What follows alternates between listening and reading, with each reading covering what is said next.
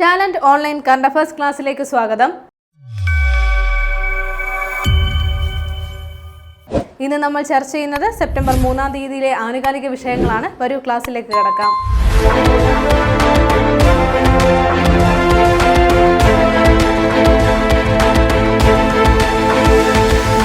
കേരള PSCയുടെ എക്സാമുകൾക്ക് വേണ്ടി തയ്യാറെടുക്കുന്നവർക്കായി ടാലന്റ് അക്കാദമിയുടെ ആശാൻ ക്ലാസ്സസ് ഇപ്പോൾ കേരള PSC എക്സാമുകൾക്ക് വേണ്ടി തയ്യാറെടുക്കുന്നവർക്കായി ടാലന്റ് അക്കാദമിയുടെ ആശാൻ ക്ലാസ്സസ് റെഡിയായി കഴിഞ്ഞു. അപ്പോൾ ഈ ഒരു ക്ലാസ്സിൽ വരുന്നത് നിങ്ങൾക്ക് ഫുള്ളി റെക്കോർഡഡ് വീഡിയോസ് ആണ് ലഭിക്കുന്നത്. അവയുടെ സ്റ്റഡി മെറ്റീരിയൽസും അതേപോലെ ടോപ്പിക് വൈസ് എക്സാംസും മോഡൽ എക്സാംസും മോക്ക് ടെസ്റ്റും എല്ലാം ഇതിലൂടെ നിങ്ങൾക്ക് ലഭിക്കും. ഇവയെല്ലാം കൂടിയിട്ടാണ് ഈ ഒരു കോഴ്സ് നിങ്ങൾക്ക് ലഭ്യമാവുന്നത്. ഏറ്റവും അഫോർഡബിൾ ആയിട്ടുള്ള പ്രൈസിലാണ് ഈ ഒരു കോഴ്സ് നിങ്ങൾക്ക് ലഭ്യമാവുന്നത്. അപ്പോൾ +2 ആയാലും ഡിഗ്രി ആയാലും 10th ലെവൽ ആയാലും ഏത് എക്സാമിന് വേണ്ടിയിട്ടാണോ നിങ്ങൾ പ്രിപ്പയർ ചെയ്യുന്നത് അതിന് വേണ്ടിയിട്ടുള്ള പ്രത്യേകം കോഴ്സ് ചൂസ് ചെയ്ത് നിങ്ങൾക്ക് ഇവിടുന്ന് പഠിക്കാവുന്നതാണ്.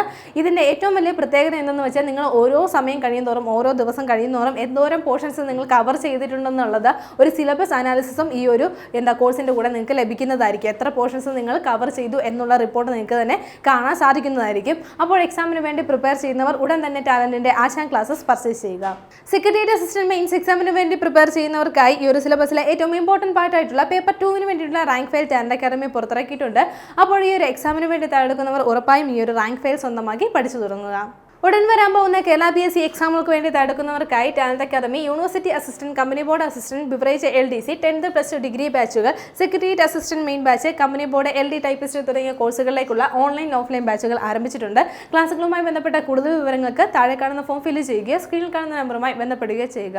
ഇന്ന് ആദ്യം നമ്മൾ ചർച്ച ചെയ്യുന്നത് ഒരു പദ്ധതിയാണ്. പദ്ധതിയുടെ പേര് ഇതാണ്, നമ്മുടെ കേരളം ഡിജിറ്റൽ കേരളം. എന്താണ് നമ്മുടെ കേരളം ഡിജിറ്റൽ കേരളം എന്നുള്ള പദ്ധതിയാണ്. അപ്പോൾ ഈ പദ്ധതി എന്തിനു വേണ്ടിയിട്ടാണ്? അപ്പോൾ ഈ പേര് നോക്കിയാൽ തന്നെ അറിയാൻ പറ്റും എന്താണ് ഡിജിറ്റലുമായി ബന്ധപ്പെട്ടിട്ടുള്ളതാണെന്ന് അറിയാം. ഡിജിറ്റൽ ഗവേണൻസിൽ എന്താണ് ഡിജിറ്റൽ ഗവേണൻസിൽ ജനങ്ങൾ നേരിടുന്ന തടസ്സങ്ങൾ പരിഹരിച്ച് സർക്കാർ സേവനങ്ങൾ കാര്യക്ഷമമാക്കുന്നതിന് വേണ്ടി നടപ്പിലാക്കുന്ന ഒരു പദ്ധതിയാണ് എന്താണ് നമ്മുടെ കേരളം ഡിജിറ്റൽ കേരളം എന്നുള്ള പദ്ധതി. നമുക്കറിയാം ഇപ്പോഴെന്താണ് സർക്കാർ സേവനങ്ങളെല്ലാം ഓൺലൈൻ ആക്കിയിട്ടുണ്ട്. ജനസേവന കേന്ദ്രങ്ങൾ വഴി അക്ഷയ സെന്ററുകൾ വഴി നമുക്ക് എന്താണ് എല്ലാം നമുക്ക് വേണ്ട സർട്ടിഫിക്കറ്റുകൾ സർക്കാർ ഓഫീസുകളിൽ നിന്ന് വരേണ്ട സർട്ടിഫിക്കറ്റുകൾ അല്ലെങ്കിൽ മറ്റ് സേവനങ്ങളെല്ലാം നമുക്ക് ഓൺലൈനായിട്ട് തന്നെ നേടാൻ സാധിക്കുന്നതാണ്. അപ്പോൾ ഇങ്ങനെ എല്ലാ സേവനങ്ങളും ഡിജിറ്റൽ വൽക്കരിച്ച് കഴിഞ്ഞപ്പോൾ അവിടെ ഉറപ്പായിട്ടും എന്താണ് അതിലൊരു തടസ്സങ്ങളും ഉണ്ടാകും. ചിലർക്ക് ഈ ഒരു ഓൺലൈൻ പ്രശ്നങ്ങൾ ഓൺലൈൻ നമുക്കറിയാമല്ലേ സൈറ്റുകൾ ചിലപ്പോൾ ബിസി ആയിരിക്കും അല്ലെങ്കിൽ അതുപോലെയുള്ള പ്രശ്നങ്ങളൊക്കെ ഉണ്ടാകാൻ സാധ്യതയുണ്ട്. അങ്ങനെ എന്തെങ്കിലും തടസ്സങ്ങൾ ജനങ്ങൾ നേരിടുന്നത് അതൊക്കെ പരിഹരിക്കാൻ വേണ്ടിയിട്ടാണ് ആ ഒരു സേവനം കറക്റ്റായിട്ട് ലഭിക്കാൻ വേണ്ടിയിട്ടാണ് ഈ ഒരു പദ്ധതി നടപ്പിലാക്കുന്നത്. പദ്ധതിയുടെ പേര് എന്താണെന്ന് ഓർത്തുവെക്കുക, നമ്മുടെ കേരളം ഡിജിറ്റൽ കേരളം എന്നുള്ള പദ്ധതിയാണിത്. ഇനി നമ്മൾ നോക്കുന്നത് നമ്മുടെ കേരളത്തിൽ നിന്ന് ആദ്യമായിട്ട് ഉഗാണ്ടയിലേക്ക് കുരുമുളക് തൈകൾ കയറ്റുമതി ചെയ്യുകയാണ്. എന്നാൽ കേരളത്തിൽ നിന്ന് ആദ്യമായിട്ട് ഉഗാണ്ടയിലേക്കാണ്. എങ്ങോട്ടാണെന്ന് ഓർത്തു വെക്കുക, ഏത് രാജ്യത്തേക്കാണ്? ഉഗാണ്ടയിലേക്ക് കുരുമുളകിൻ്റെ തൈകൾ കയറ്റുമതി ചെയ്യുകയാണ്. അപ്പോൾ ഏത് ഇനത്തിൽപ്പെട്ട തൈകളാണ് കയറ്റുമതി ചെയ്യുന്നതെന്ന് ഓർത്ത് വെക്കാം. കരിമുണ്ട, അതേപോലെ പന്നിയൂർ 1 എന്താണ് കരിമുണ്ട, പന്നിയൂർ 1 എന്നീ തൈകളാണ് എന്നീ ഇനത്തിൽപ്പെട്ട കുരുമുളക് തൈകളാണ് കയറ്റുമതി ചെയ്യുന്നത്. എങ്ങോട്ടേക്കാണ് ഏത് രാജ്യത്തേക്കാണ് ഓർത്ത് വെക്കുക, ഉഗാണ്ടയിലേക്കാണ്. കേരളത്തിൽ നിന്ന് ആദ്യമായിട്ടാണ് കുരുമുളക് തൈകൾ ഉഗാണ്ടയിലേക്ക് കയറ്റുമതി ചെയ്യുന്നത്. ആ ഇനം ഏതാണെന്ന് ഓർത്ത് വെക്കുക. ഏതിനം കുരുമുളകൊക്കെയാണ്? കരിമുണ്ട, അതേപോലെ പന്നിയൂർ 1 എന്നീ 2 ഇനങ്ങളാണ്. 2 ഇനം കുരുമുളക് തൈകളാണ് കയറ്റുമതി ചെയ്യുന്നത്. ആലപ്പുഴ ഭരണിക്കാവ് സഹകരണ ബാങ്കാണ് ഇതിന് വേണ്ടിയിട്ടുള്ള സഹായങ്ങൾ ചെയ്യുന്നത്. അതായത് ഉഗാണ്ടയിൽ താമസമുള്ള ഒരു മലയാളി അദ്ദേഹത്തിന് അവിടെ കൃഷി ചെയ്യുന്നതിന് വേണ്ടിയിട്ടാണ് ഈ തൈകൾ എക്സ്പോർട്ട് ചെയ്യുന്നത്. അപ്പോൾ ഇതിനുള്ള സഹായം നൽകുന്നത് ആരാണെന്ന് ഓർത്ത് വെക്കുക, ആലപ്പുഴയിലെ ഭരണിക്കാവ് സഹകരണ ബാങ്കാണ്. അപ്പോൾ ഈ ഒരു സഹായത്തോടെ ഉഗാണ്ടയിലേക്ക് കയറ്റുമതി ചെയ്യപ്പെടുന്ന കുരുമുളക് തൈ ഇനങ്ങൾ ഏതൊക്കെയാണെന്ന് നമ്മൾ പറഞ്ഞു. കരിമുണ്ട, അതേപോലെ പന്നിയൂർ 1 എന്നിവയാണ്. അടുത്തതൊരു റിപ്പോർട്ടാണ് നമ്മൾ ചർച്ച ചെയ്യുന്നത്. ഇന്ത്യയിലെ സമുദ്രോൽപാദന കയറ്റുമതി റിപ്പോർട്ടാണ്. എന്താണ് സമുദ്രോൽപാദന കയറ്റുമതി റിപ്പോർട്ടാണ് നോക്കുന്നത്. ഏത് വർഷത്തെയാണ്? കഴിഞ്ഞ സാമ്പത്തിക വർഷത്തെയാണ്. 2024-25 വർഷത്തെ അടിസ്ഥാനമാക്കിയിട്ടുള്ള റിപ്പോർട്ടാണ്. സമുദ്രോൽപാദന കയറ്റുമതിയാണ്. ഇതിനു മുമ്പ് നമ്മൾ സമുദ്രോൽപാദനം അല്ലെങ്കിൽ മത്സ്യസമ്പത്തുമായി ബന്ധപ്പെട്ടിട്ടുള്ള ഒരു റിപ്പോർട്ട് നമ്മൾ ചർച്ച ചെയ്തിട്ടുണ്ടായിരുന്നു. അപ്പോൾ ഓർത്ത് വെക്കുക എന്താണ് സമുദ്രോൽപാദന കയറ്റുമതിയിൽ ഒന്നാം സ്ഥാനത്തുള്ള സംസ്ഥാനം ഏതാണ്? ആന്ധ്രാപ്രദേശാണ്. ഈ ഒരു റിപ്പോർട്ടിൽ ഈ ഒരു റിപ്പോർട്ട് പ്രകാരം ഇന്ത്യയിൽ 2024-25 വർഷത്തിൽ സമുദ്രോൽപാദന കയറ്റുമതിയിൽ ഒന്നാം സ്ഥാനത്തുള്ള സംസ്ഥാനം. രണ്ടാം സ്ഥാനത്തുള്ള സംസ്ഥാനം ഏതാണെന്ന് ഓർത്ത് വെക്കുക, തമിഴ്നാടാണ് രണ്ടാം സ്ഥാനത്തുള്ള സംസ്ഥാനം. മൂന്നാം സ്ഥാനത്തുള്ളത് വളരെ ഇമ്പോർട്ടൻ്റ് ആണ്. മൂന്നാം സ്ഥാനത്ത് ഏത് സംസ്ഥാനമാണ്? കേരളമാണ്. കേരളം എത്രാം സ്ഥാനത്താണെന്ന് ഓർത്തു വെക്കുക? മൂന്നാം സ്ഥാനത്താണ് വന്നിരിക്കുന്നത്. സമുദ്രോൽപാദന കയറ്റുമതിയിൽ മൂന്നാം സ്ഥാനത്താണ് വന്നിരിക്കുന്നത്. കഴിഞ്ഞ വർഷത്തെ അപേക്ഷിച്ച് എന്താണ്? കഴിഞ്ഞ സാമ്പത്തിക വർഷത്തെ അപേക്ഷിച്ച്, അതായത് ഇതിന് മുമ്പുണ്ടായിരുന്ന വർഷത്തെ അപേക്ഷിച്ച് കേരളത്തിൽ എന്താണ് ഈ ഒരു സമുദ്രോൽപാദന കയറ്റുമതിയിൽ കുറവാണ് സംഭവിച്ചിരിക്കുന്നത്. അപ്പോൾ ഒന്നാം സ്ഥാനത്തുള്ളത് ആന്ധ്രാപ്രദേശ് ആണെന്ന് പറഞ്ഞു, രണ്ടാം സ്ഥാനത്ത് തമിഴ്നാടാണ്, മൂന്നാം സ്ഥാനത്ത് കേരളമാണ്. ഇനി ഒരു റിപ്പോർട്ട് പ്രകാരം തന്നെ നമ്മുടെ ഇന്ത്യയിലെ ഓരോ പോർട്ടുകൾ, തുറമുഖങ്ങൾ നമുക്കറിയാം. അപ്പോൾ ഓരോ തുറമുഖത്തിൽ നിന്നുള്ള സമുദ്രോൽപാദന കയറ്റുമതി നോക്കുകയാണെങ്കിൽ അതിൽ ഒന്നാം സ്ഥാനത്തുള്ളത് വിശാഖപട്ടണമാണ്. ഏതാണെന്ന് ഓർത്ത് വെക്കുക? വിശാഖപട്ടണമാണ് എന്താണ് ഒന്നാം സ്ഥാനത്തുള്ളത്. വിശാഖപട്ടണമാണ് സമുദ്രോൽപാദന കയറ്റുമതിയിൽ ഒന്നാം സ്ഥാനത്ത് തുറമുഖങ്ങളുടെ ലിസ്റ്റിൽ വരുന്നത്. മൂന്നാം സ്ഥാനത്തുള്ളത് കൊച്ചി തുറമുഖമാണ്. എന്താണ്? കേരളത്തിലെ കൊച്ചി തുറമുഖമാണ് തുറമുഖങ്ങളിൽ മൂന്നാം സ്ഥാനത്തുള്ളത്. നാലാം സ്ഥാനത്തുള്ളത് ചെന്നൈയാണ്. അഞ്ചാം സ്ഥാനത്തുള്ളത് കൊൽക്കത്തയാണ്. അങ്ങനെയാണ് തുറമുഖങ്ങളുടെ കണക്ക് പോകുന്നത്. എന്തായാലും സംസ്ഥാനങ്ങളുടെ കാര്യം നമ്മൾ പ്രത്യേകം നോട്ട് ചെയ്യുക. ആന്ധ്രാപ്രദേശ് ഒന്നാം സ്ഥാനത്തുണ്ട്, തമിഴ്നാട് രണ്ടാം സ്ഥാനം, കേരളം മൂന്നാം സ്ഥാനമാണ്. തുറമുഖങ്ങളുടെ നോക്കുകയാണെങ്കിൽ കൊച്ചി എന്താണ് മൂന്നാം സ്ഥാനത്താണ് ഉള്ളത്. അപ്പോൾ ഇത്രയും പോയിന്റുകൾ റിപ്പോർട്ടുമായി ബന്ധപ്പെട്ട് ഓർത്തു വെക്കുക. ഇനി ഒരു കലാകാരി നേടിയ വേൾഡ് റെക്കോർഡാണ് നമ്മൾ ചർച്ച ചെയ്യുന്നത്. 216 മണിക്കൂർ തുടർച്ചയായി ഭരതനാട്യം അവതരിപ്പിച്ചുകൊണ്ട് ഗോൾഡൻ ബുക്ക് ഓഫ് റെക്കോർഡ്സിൽ, വേൾഡ് റെക്കോർഡ്സിൽ ഇടം നേടിയ കലാകാരി ആരെന്നാണ് ഓർത്തു വെക്കാം? വിദുഷി വി ദീക്ഷയാണ്. ആരാണ്? വിദുഷി വി ദീക്ഷയാണ് എന്താണ് ഈ ഒരു വേൾഡ് റെക്കോർഡ് നേടിയിരിക്കുന്നത്. എങ്ങനെയാണ് ഈ ഒരു വേൾഡ് റെക്കോർഡ് നേടിയതെന്ന് ഓർത്തു വെക്കാം? 216 മണിക്കൂർ തുടർച്ചയായി ഭരതനാട്യം അവതരിപ്പിച്ചുകൊണ്ടാണ് ഈ ഒരു വേൾഡ് റെക്കോർഡ് നേടിയിരിക്കുന്നത്. കർണാടകയിലെ ഉടുപ്പി സ്വദേശിനിയാണ്. ആരാണ്? വിദുഷി വി ദീക്ഷ എന്നുള്ള കാര്യം കൂടി ഓർത്തു വെക്കുക. അപ്പോൾ എന്താണ്? 216 മണിക്കൂറാണ് തുടർച്ചയായി ഭരതനാട്യം അവതരിപ്പിച്ചുകൊണ്ട് ഗോൾഡൻ ബുക്ക് ഓഫ് വേൾഡ് റെക്കോർഡിലാണ് ഇടം നേടിയിരിക്കുന്നത്. ഏതാണ് ഈ ഒരു കലാകാരി എന്ന് ഓർത്തു വെക്കുക? കർണാടകയിലെ ഉടുപ്പി സ്വദേശിനിയായിട്ടുള്ള വിദുഷി വി ദീക്ഷയാണ് ഈ ഒരു നേട്ടം കൈവരിച്ചിരിക്കുന്നത്. അടുത്ത നമ്മൾ നോക്കുന്നത് ഒരു ആപ്ലിക്കേഷനാണ്. ആപ്ലിക്കേഷൻ്റെ പേര് ഇതാണ്, ആദിവാണി. എന്താണ്? ആദിവാണി എന്നുള്ള ആപ്ലിക്കേഷനാണ്. എന്തിനു വേണ്ടിയിട്ടുള്ള ആപ്ലിക്കേഷനാണെന്ന് നോക്കാം. ആദിവാസി ഭാഷകൾ വിവർത്തനം ചെയ്യാൻ ഗവൺമെൻറ് ഒരുക്കുന്ന ഒരു ഭാഷാ വിവർത്തന ആപ്ലിക്കേഷനാണിത്.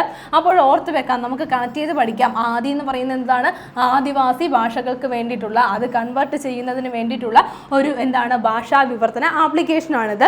ഇനി വാണി എന്ന് പറഞ്ഞാൽ നമുക്കറിയാം എന്താണ്? വാണി എന്ന് പറഞ്ഞാൽ വാക്കാണെന്ന് നമ്മൾ മലയാളത്തിൽ പഠിക്കുന്നുണ്ട്. അപ്പോൾ ആകാശവാണി, അതേപോലെ എന്താണ് ആദിവാണി എന്നുള്ളത് പഠിച്ചു വെക്കുക. വാണി എന്ന് പറഞ്ഞാൽ വാക്കാണെന്നുള്ള കാര്യം ഓർത്ത് വെക്കുക. അപ്പോൾ എന്തിനു വേണ്ടിയിട്ടാണ്? ആദിവാസി ഭാഷകൾ വിവർത്തനം ചെയ്യുന്നതിന് വേണ്ടിയിട്ടുള്ള ഒരു ലാംഗ്വേജ് ട്രാൻസ്ലേറ്റ് ആപ്ലിക്കേഷനാണ് ആദിവാണി എന്നുള്ള ഈ ഒരു ആപ്ലിക്കേഷൻ. ഇതിലൂടെ ലക്ഷ്യം വെക്കുന്നത് വിദൂര പ്രദേശങ്ങളിൽ താമസിക്കുന്ന, ജീവിക്കുന്ന ആദിവാസി സമൂഹങ്ങളുമായിട്ടുള്ള ആശയവിനിമയം എളുപ്പമാക്കുക. അതേപോലെ ആദിവാസി സമൂഹത്തിലുള്ള യുവാക്കളെ അവരെ കൂടുതൽ ഡിജിറ്റൽ കരിക്കുക. അതായത് അവരെ കൂടുതൽ എന്താണ് ഡിജിറ്റലായിട്ട് അവർക്ക് കൂടുതൽ സാക്ഷരതയും മറ്റു കാര്യങ്ങളും ഒക്കെ അറിയിച്ചു കൊടുക്കുക എന്നിവ ലക്ഷ്യമാക്കിയിട്ടാണ് ഇങ്ങനെ ഒരു ആപ്ലിക്കേഷൻ നിലവിൽ വരുന്നത്. അപ്പോൾ ഓർത്തു വെക്കുക, ഈ ഒരു ആപ്ലിക്കേഷൻ ഏതാണ്? ആദിവാണി എന്നുള്ള ആപ്ലിക്കേഷനാണ്. മാത്രമല്ല ഇന്ത്യയിലെ ആദ്യ AI ഭാഷാ ട്രാൻസ്ലേറ്റർ കൂടിയാണ് ആദിവാണി എന്നുള്ള ഈ ഒരു ആപ്പ്. ഇനി നമ്മൾ ചർച്ച ചെയ്യുന്ന പോയിന്റ് ഇതാണ്. അടുത്തിടെ 800 പേരോളം ആളുകളുടെ മരണത്തിന് കാരണമായ ഭൂകമ്പം ഉണ്ടായത് എവിടെയെന്നാണ് ഓർത്തു വെക്കാം. അഫ്ഗാനിസ്ഥാനിലാണ്. എവിടെയാണ്? അഫ്ഗാനിസ്ഥാനിലാണ്. എത്രയാണ്? ഏകദേശം 800 പേരോളം, നിരവധി പേരുടെ മരണത്തിന് കാരണമായ ഒരു ഭൂകമ്പമാണ് ഉണ്ടായത്. Richter scale 6.0. എന്താണ്? 6.0 ആണ് റിക്ടർ സ്കെയിൽ ഈ ഒരു ഭൂകമ്പത്തിന്റെ നിരക്ക് രേഖപ്പെടുത്തിയത്. നമുക്കറിയാം അതിന്റെ തീവ്രത, അതായത് ഭൂകമ്പത്തിന്റെ തീവ്രത അളക്കാൻ വേണ്ടിയിട്ട് ഉപയോഗിക്കുന്ന ഒരു ഉപകരണമാണ് എന്താണ് റിക്ടർ സ്കെയിൽ. അതിലെത്രയാണ്? 6.0 ആണ് ഇവിടെ ഈ ഒരു ഭൂകമ്പം അതിൻ്റെ തീവ്രത കാണിച്ചത്. അപ്പോൾ അഫ്ഗാനിസ്ഥാനിലാണ് ഈ ഒരു ഇത്രയും തീവ്രതയിൽ എന്താണ് ഭൂകമ്പം ഉണ്ടായത്.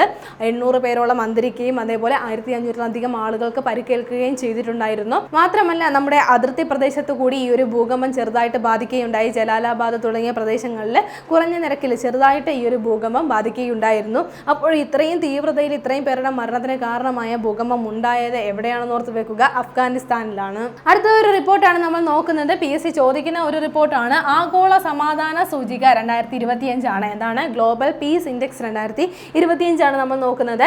ഈ ഇൻഡെക്സിൽ 1-ാം സ്ഥാനത്തുള്ള രാജ്യം ഏതാണെന്ന് ഓർത്ത് വെക്കാം. 1-ാം സ്ഥാനത്ത് ഐസ്ലൻഡ് ആണ്. എന്താണ് 1-ാം സ്ഥാനത്തുള്ളത്. 2-ാം സ്ഥാനത്തുള്ളത് അയർലൻഡ് ആണ്. എന്താണ് 2-ാം സ്ഥാനത്തുള്ളത്. എന്താണ് 2-ാം സ്ഥാനത്ത്. 3-ാം സ്ഥാനത്ത് ന്യൂസിലാൻഡ് ആണ്. എന്താണ് 3-ാം സ്ഥാനത്തുള്ളത്. ന്യൂസിലാൻഡ് ആണ്. അപ്പോൾ ഓർത്ത് വെക്കേണ്ട പോയിന്റ് ആണ്. എന്താണെന്ന് ഓർത്ത് വെക്കുക. ആഗോള സമാധാന സൂചികയാണ്. ഗ്ലോബൽ പീസ് ഇൻഡെക്സ് 2025 ആണ് നമ്മൾ നോക്കിയത്. 1-ാം സ്ഥാനത്തുള്ള രാജ്യം ഏതാണ്? ഐസ്ലൻഡ് ആണ്. 2-ാം സ്ഥാനത്ത് അയർലൻഡ് ആണ്. 3-ാം സ്ഥാനത്ത് ന്യൂസിലൻഡ് ആണ്. എങ്കിൽ ഇന്ത്യയുടെ സ്ഥാനം എത്രയാണെന്ന് കൂടി ഓർത്ത് വെക്കുക. ഇമ്പോർട്ടൻ്റ് ആണ്. ഇന്ത്യയുടെ സ്ഥാനം ചോദിക്കാം PSCക്ക്. 115-ാം സ്ഥാനത്താണ്. 115-ാം സ്ഥാനത്താണ് ഇന്ത്യയുടെ റാങ്ക് വരുന്നത് എന്നുള്ള കാര്യം നോട്ട് ചെയ്യുക. ഇനി ഈ ഒരു റിപ്പോർട്ട് പുറത്തിറക്കുന്നത് ആരാണ്? അത് നമുക്കറിയാം. നമ്മൾ പല ക്ലാസ്സുകളിൽ ചർച്ച ചെയ്തിട്ടുള്ളതാണ്. Institute four economics and piece എന്നുള്ള ഇൻസ്റ്റിറ്റ്യൂട്ട് ആണ്. എന്താണ്?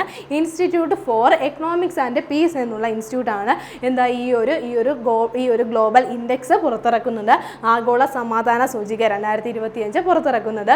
1-ാം സ്ഥാനത്ത് ഐസ്ലൻഡ് ആണ്. 2-ാം സ്ഥാനത്ത് അയർലൻഡ് ആണ്. 3-ാം സ്ഥാനത്ത് ന്യൂസിലൻഡ് ആണ്. ഇന്ത്യയുടെ സ്ഥാനം 115 ആണ്. ഇനി നമ്മൾ നോക്കുന്നത് വേൾഡ് ബാഡ്മിന്റൺ ചാമ്പ്യൻഷിപ്പ് 2025 ആണ്. അപ്പോൾ ഈ ഒരു മത്സരം അവസാനിച്ചിരിക്കുകയാണ്. അതിലെ ഓരോ വിഭാഗത്തിലും ആരൊക്കെയാണ് വിജയിച്ചിരിക്കുന്നതെന്ന് നമുക്ക് നോക്കാം. പുരുഷ സിംഗിൾസ് ആണ് ആദ്യം നമ്മൾ നോക്കുന്നത്. അപ്പോൾ വേൾഡ് ബാഡ്മിന്റൺ ചാമ്പ്യൻഷിപ്പ് 2025 പുരുഷ സിംഗിൾസ് ജേതാവായിരിക്കുന്നത് ഷിയൂഖി ആണ്. ആരാണ്? ഷിയൂഖി ആണ് ഈ ഒരു മത്സരത്തിൽ പുരുഷ സിംഗിൾസ് ജേതാവായിരിക്കുന്നത്. അതേപോലെ വനിതാ സിംഗിൾസ് നേടിയിരിക്കുന്നത് അകാനെ യമാഗുച്ചി ആണ്. ആരാണ്? അകാനെ യമാഗുച്ചി ആണ് എന്താ വനിതാ സിംഗിൾസ് നേടിയിരിക്കുന്നത്. പുരുഷ സിംഗിൾസ് ആരാണ്? ഷിയൂഖി ആണ്. അതേപോലെ വനിതാ സിംഗിൾസ് നേടിയിരിക്കുന്നത് ആരാണ്? അകാനെ യമാഗുച്ചി ആണ്. ഇനി ഇവരുടെ രാജ്യം കൂടി എന്ന് നമുക്ക് ഓർത്ത് വെക്കാം. ഷിയൂഖി ചൈനയിൽ നിന്നാണ്. ചൈനയെ റെപ്രസെന്റ് ചെയ്താണ് ഷിയൂഖി വന്നത്. അതേപോലെ യമാഗുച്ചി വന്നിരിക്കുന്നത് ജപ്പാനാണ്. എന്താണ് യമാഗുച്ചിയുടെ രാജ്യം. അപ്പോൾ ഓർത്ത് വെക്കുക. പുരുഷ സിംഗിൾസ് നേടിയത് ഷിയൂഖിയും അതേപോലെ വനിതാ സിംഗിൾസ് നേടിയത് അകാനെ യമാഗുച്ചിയുമാണ്. അടുത്ത നമ്മൾ നോക്കുന്നത് പുരുഷ ഡബിൾസ് നേടിയത് ആരൊക്കെയെന്നാണ്. അപ്പോൾ കിം വോങ് ഹോയും അതേപോലെ സിയോ സെങ് ജെയും ചേർന്നിട്ടാണ് പുരുഷ ഡബിൾസ് നേടിയിരിക്കുന്നത്. ഇനി അവരുടെ രാജ്യം ഏതാണെന്ന് കൂടി ഓർത്ത് വെക്കുക. ദക്ഷിണ കൊറിയയാണ് അവരുടെ രാജ്യം വരുന്നത്. അപ്പോൾ എന്താണ്? പുരുഷ ഡബിൾസ് ആണ് നമ്മൾ പറഞ്ഞത്. ഇനി ഒരു പുരുഷ ഡബിൾസിൽ വെങ്കലം നേടിയിരിക്കുന്നത് ഇമ്പോർട്ടൻ്റ് ആണ്. വെങ്കലം നേടിയിരിക്കുന്നത് ആരാണെന്ന് ഓർത്ത് വെക്കുക. ഇന്ത്യൻ സഖ്യമാണ്. നമുക്കറിയാവുന്ന ഒരു സഖ്യമാണ്. എന്താണ്? സാത്വിക് സായിരാജ് രംഗിറെഡ്ഡിയും അതേപോലെ ചിരാഗ് ഷെട്ടിയും ചേർന്നിട്ടുള്ള ആ ഒരു സഖ്യമാണ് ഈ ഒരു പുരുഷ ഡബിൾസിൽ എന്താണ് വെങ്കലം നേടിയിരിക്കുന്നത്. അടുത്ത നമ്മൾ നോക്കുന്നത് വനിതാ ഡബിൾസ് ആണ്. വനിതാ ഡബിൾസ് നേടിയിരിക്കുന്നത് ആരൊക്കെയാണ്? ലീ ഷെങ് ഷൂവും അതേപോലെ ടാങ് നിങ്ങും ചേർന്നിട്ടാണ് എന്താണ് വനിതാ ഡബിൾസ് നേടിയിരിക്കുന്നത്. ഇവരുടെ രാജ്യം ചൈനയാണ് എന്നുള്ള കാര്യം നോട്ട് ചെയ്ത് വെക്കാം. എന്താണ്? ചൈനയെ റെപ്രസെന്റ് ചെയ്താണ് ഈ ടീം വിജയിച്ചിരിക്കുന്നത്.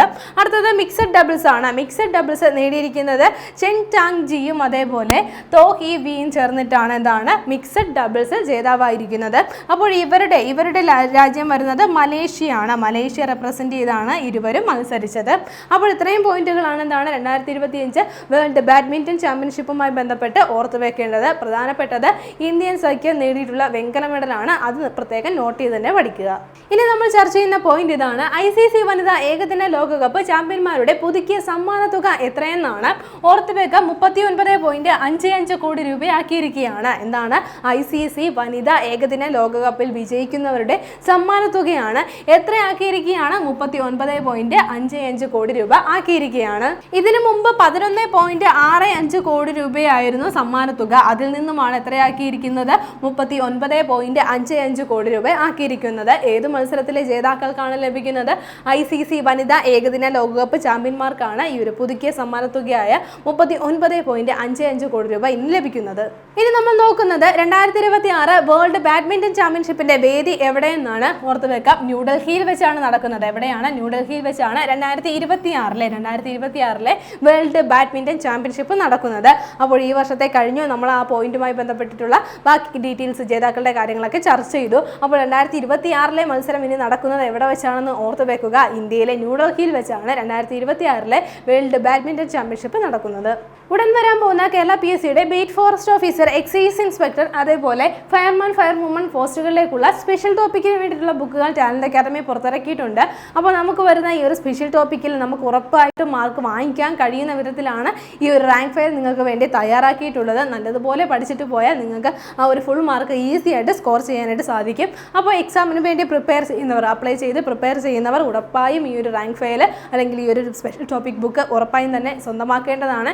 ടാലൻറ്റിൻ്റെ ഒഫീഷ്യൽ വെബ്സൈറ്റ് വഴി നിങ്ങൾക്ക് ഓർഡർ ചെയ്യാവുന്നതാണ്, അല്ലെങ്കിൽ നിങ്ങളുടെ അടുത്തുള്ള ബുക്ക് സ്റ്റോറുകൾ വഴി വാങ്ങാവുന്നതാണ്. ഇനി മീഷോയിലും അതേപോലെ ആമസോണിലും ഫ്ലിപ്കാർട്ടിലും ഈ ബുക്ക് അവൈലബിൾ ആണ്.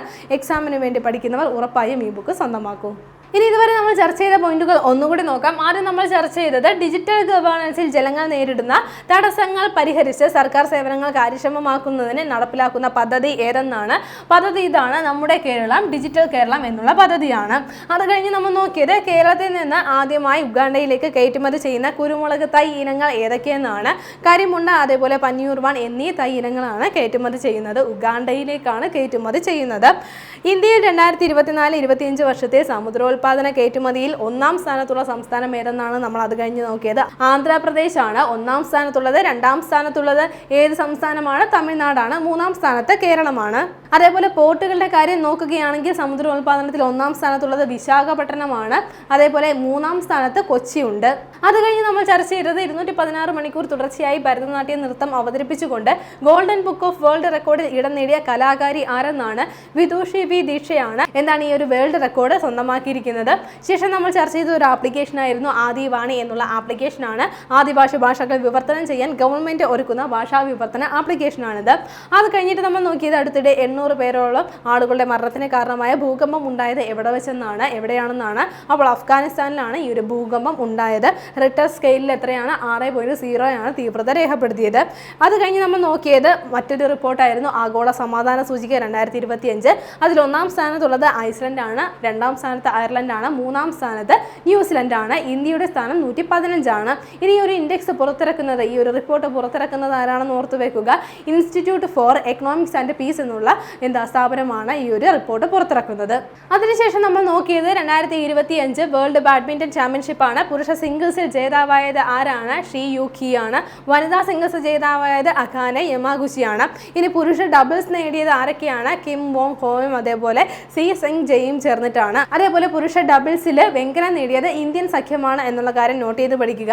ഇനി വനിതാ ഡബിൾസ് നേടിയത് ലീ ഷെങ് ഷുവും അതേപോലെ താങ് നിങ്ങുമാണ്. മിക്സഡ് ഡബിൾസ് നേടിയത് ഷെങ് താങ് ജിയും അതേപോലെ ടോ ഇ വിയും ചേർന്നിട്ടാണ്. അപ്പോൾ ഇത്രയും പോയിന്റുകളാണ് ഈ ഒരു മത്സരവുമായി ബന്ധപ്പെട്ട് ഓർത്തു വെക്കേണ്ടത്. അത് കഴിഞ്ഞ് നമ്മൾ നോക്കിയത് ICC വനിതാ ഏകദിന ലോകകപ്പ് ചാമ്പ്യന്മാരുടെ പുതുക്കിയ സമ്മാനത്തുക എത്രയെന്നാണ്. 39.55 കോടി രൂപ ആക്കിയിരിക്കുകയാണ് സമ്മാനത്തുക. ശേഷം നമ്മൾ ചർച്ച ചെയ്തത് ഒരു വേദിയായിരുന്നു. 2026 വേൾഡ് ബാഡ്മിന്റൺ ചാമ്പ്യൻഷിപ്പിന്റെ വേദി എവിടെയെന്ന് നമ്മൾ പറഞ്ഞു. ഇന്ത്യയിൽ വെച്ചാണ് 2026 വേൾഡ് ബാഡ്മിന്റൺ ചാമ്പ്യൻഷിപ്പ് നടക്കാൻ പോകുന്നത്. ഇന്ത്യയിലെ ന്യൂഡൽഹിയിൽ വെച്ചാണ് നടക്കുന്നത്. കഴിഞ്ഞ ക്ലാസ്സുമായി ബന്ധപ്പെട്ട 2 ചോദ്യങ്ങൾ നൽകുകയാണ്. ശരിയുത്തരങ്ങൾ താഴെ കമന്റ് ചെയ്യുക. ആദ്യത്തെ ചോദ്യം ഇതാണ്: 2025 വേൾഡ് അത്ലറ്റിക് ചാമ്പ്യൻഷിപ്പിലുള്ള ഇന്ത്യൻ സഖ്യത്തെ നയിക്കുന്നത് ആരെന്നാണ്. അപ്പോൾ ഓർത്ത് വെക്കാം. അപ്പോൾ ഓപ്ഷൻസ് ഇതൊക്കെയാണ്. Option A Animesh Kujur, option B Neeraj Chopra, option C അന്നു റാണി, ഓപ്ഷൻ ഡി ഗുൽവീന്ദർ സിംഗ്. രണ്ടാമത്തെ ചോദ്യം ഇതാണ്: 35 വർഷങ്ങൾക്ക് ശേഷം തുറന്ന ശാരദാ ഭവാനി ക്ഷേത്രം സ്ഥിതി ചെയ്യുന്നത് എവിടെയെന്നാണ്. Option A Pahalgam, option B Badrinath, option C Budgam, option D Patna. ശരിയുത്തരങ്ങൾ താഴെ കമന്റ് ചെയ്യുക. കഴിഞ്ഞ ക്ലാസ്സിൽ നൽകിയിരുന്ന ചോദ്യങ്ങളുടെ ഉത്തരങ്ങൾ ചർച്ച ചെയ്യാം. ആദ്യത്തെ ചോദ്യം ഇതായിരുന്നു: 2025 ഓഗസ്റ്റിൽ പ്രസ് ട്രസ്റ്റ് ഓഫ് ഇന്ത്യയുടെ ചെയർമാനായി തിരഞ്ഞെടുക്കപ്പെട്ടത് ആരെന്നായിരുന്നു ചോദ്യം. ശരിയുത്തരം ഏതാണ്? ഓപ്ഷൻ എ ആണ്. മഹേന്ദ്ര മോഹൻ ഗുപ്തയാണ് പ്രസ് ട്രസ്റ്റ് ഓഫ് ഇന്ത്യയുടെ ചെയർമാനായി തിരഞ്ഞെടുക്കപ്പെട്ടത്. ഇനി വൈസ് ചെയർമാനായി തിരഞ്ഞെടുക്കപ്പെട്ടത് ആരാണ്? MV ശ്രേയാംസ് കുമാർ ആണ് വൈസ് ചെയർമാനായിട്ട് തിരഞ്ഞെടുക്കപ്പെട്ടത്. രണ്ടാമത്തെ ചോദ്യം ഇതായിരുന്നു: 2025 ഓഗസ്റ്റിൽ കാനഡയിലെ ഇന്ത്യയുടെ ഹൈക്കമ്മീഷണറായി നിയമിതനായത് ആരെന്നാണ്. ശരിയുത്തരം ഏതാണ്? ഓപ്ഷൻ ഡി ആണ്. ദിനേശ് കെ പട്നായിക് ആണ് കാനഡയിലെ ഇന്ത്യയുടെ ഹൈക്കമ്മീഷണറായി അടുത്തിടെ നിയമിതനായത്. കുറേയധികം മാസങ്ങൾക്ക് ശേഷമാണ് ഇന്ത്യയുടെ ഒരു ഹൈക്കമ്മീഷണർ കാനഡയിൽ നിയമിതനാവുന്നത്. ഇന്ന് നമ്മൾ ചർച്ച ചെയ്ത പോയിന്റുകൾ എല്ലാവർക്കും മനസ്സിലായി കാണുമെന്ന് വിശ്വസിക്കുന്നു. നന്നായി പഠിക്കുക, നന്നായി മുന്നേറുക. മറ്റൊരു ക്ലാസ്സുമായി വീണ്ടും കാണാം.